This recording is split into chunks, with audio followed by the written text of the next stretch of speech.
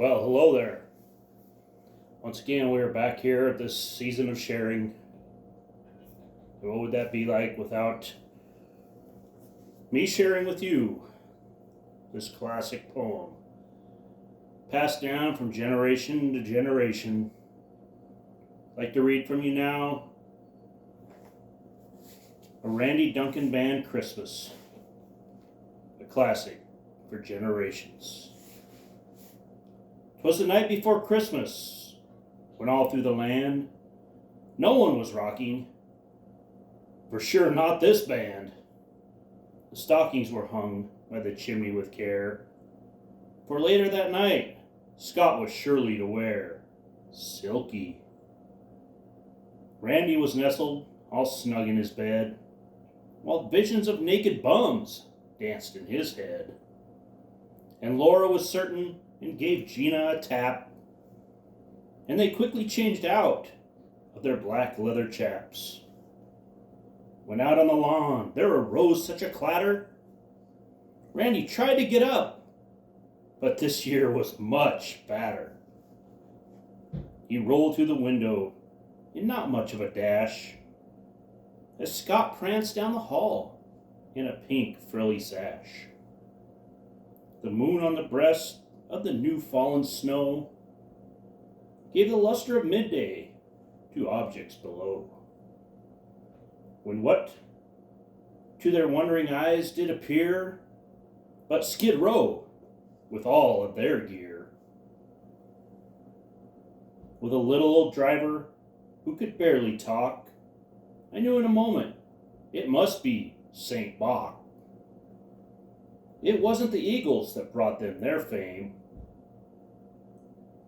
and the versions from this band had only brought them some shame. Now 18, now I remember, now youth and grind. On monkey, on quicksand, and wasted time. To the top of the porch, to the top of the wall. Now bash away, they tried to steal from us all.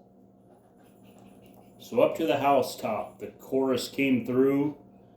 Laura grabbed all her toys, and Gina did too. Then in a twinkling, it was heard on the peak, the prancing and pawing of Scott's hide and seek.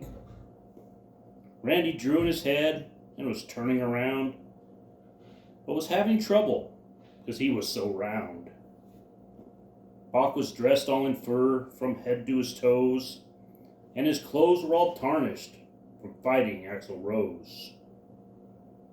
A cease and desist he had held in his hand, and he looked right at Randy, just as he planned. Randy's eyes twinkled, his dimples how merry.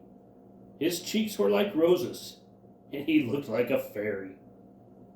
Laura's mouth was drawn up like a bow, and she wished now they had never put on that show. Gina's tambourine held tight in her teeth, and the tassels from it encircled her head like a wreath.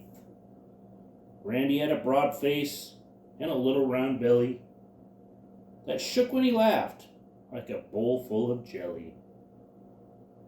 Scott was chubby and plump, a right jolly old elf, and Bach laughed when he saw him as he sat on the shelf. A shred from his guitar went straight to their heads, soon gave them to know it was time for street cred. He spoke not a word, but went straight to his axe and filled all the eardrums, then turned to relax, and giving a finger to the band's every nose, he giving a nod up the chimney he rose. He sprang to his van, to his team gave a whistle, and away they all flewed like the down on a thistle. But I heard him explain, ere he drove out of sight, "You will not play pastries for life, not one more single night." What a classic. Merry Christmas to all, and to all, a good night.